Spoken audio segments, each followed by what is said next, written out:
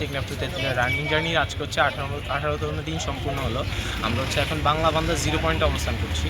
So এই জার্নিতে হচ্ছে আমরা টোটাল আমাদের যে থিমটা ছিল প্রকৃতি বাঁচলে বাঁচবে দেশ, নারী শিক্ষা ও শিশু স্বাস্থ্যের হোক জয় জয়কার, টেকনাফ টু তেঁতুলিয়া ছড়িয়ে দিই এই অঙ্গীকার। সো আমরা আমাদের থিমটা আস্তে আস্তে হচ্ছে মানুষদের সাথে এটা শেয়ার করেছি, প্রকৃতি নিয়ে কথা বলেছি। সো প্রকৃতি বাঁচলে হচ্ছে বাঁচবে দেশ, এটা মূলত হচ্ছে আমরা আরেকটা জিনিস হচ্ছে রান করি মূলত সুস্থ থাকতে।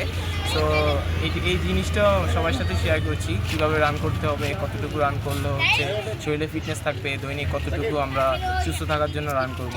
সো ওভারঅল সব কিছু মিলাই থ্যাংক ইউ সো মাচ সবাইকে যে আমরা এখন পর্যন্ত আপনাদের দোয়ায় এখানে আসতে পারছি। আসলে আমাদের এই দীর্ঘ জার্নিটা ছিল টেকনাফের 0 পয়েন্ট থেকে শুরু হয়েছে। আজকে আমরা বর্তমানে অবস্থান করছি তেঁতুলিয়া বাংলা বান্দা 0 পয়েন্টে। সো আমাদের এই দীর্ঘ জার্নিতে আমাদের বিভিন্ন প্রাকৃতিক দুর্যোগের মুখে পড়তে হয়েছে। সো অনেক পথ অতিক্রম করেই আমরা এখন বাংলা বান্দা 0 পয়েন্টে অবস্থান করছি। সো ওভারঅল আমাদের অনুভূতি খুবই ভালো।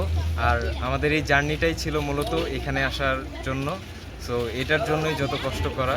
সো এখন আমরা আমাদের কাঙ্ক্ষিত স্থানে এসে পৌঁছেছি। সো আমাদের খুবই ভালো লাগছে। আসলে ব্রিজে উঠে আমাদের কোনো পারমিশন নাই। সো সাঁতরাই পাড়ি দেওয়া ছিল। তো আমরা যেদিন সাঁতারে পাড়ি দিই সেদিন প্রচণ্ড বৃষ্টি ছিল, প্রচণ্ড রোদ ছিল। সো অভাবে সব কিছু মিলায় প্রায় 6 কিলোমিটারের মতো সুইমিং করা লাগছে। সো প্রচণ্ড টাফ ছিল। তারপর আলহামদুলিল্লাহ আমরা সেফলি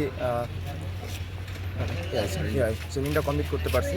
তো আলহামদুলিল্লাহ খুবই ভালো লাগতেছে, সবাইকে সাপোর্ট দিতে পেরে আমার খুব ভালো লাগছে।